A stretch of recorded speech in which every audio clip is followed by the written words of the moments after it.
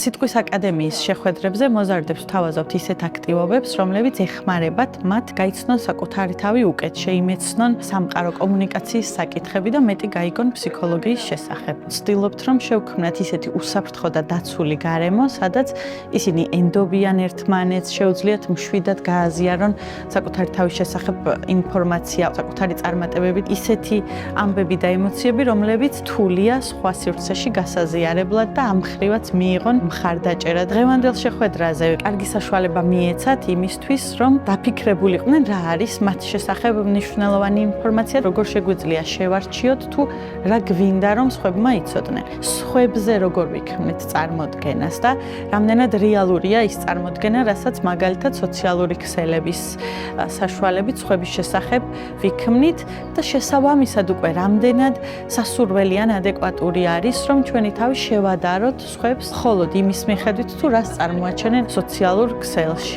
ასევე შეხვედრებზე ვიყენებთ ხოლმე ფიზიკურ აქტივობებს, ეგრეთ წოდებულ ენერჯაიზერებს, რაც ერთი მხრივ ამაღლებს მონაწილეობის გუნება-განწყობას, მეორე მხრივ ეხმარებათ კომპლექსების დაძლევაში და ასევე გვეხმარება ხოლმე ჯგუფის შეკვრაში და ისეთი დინამიკის შექმნაში, რაც პოზიტიურ გავლენას ახდენს აკადემიურ ან შემეცნებით სწავლის პროცესებზე.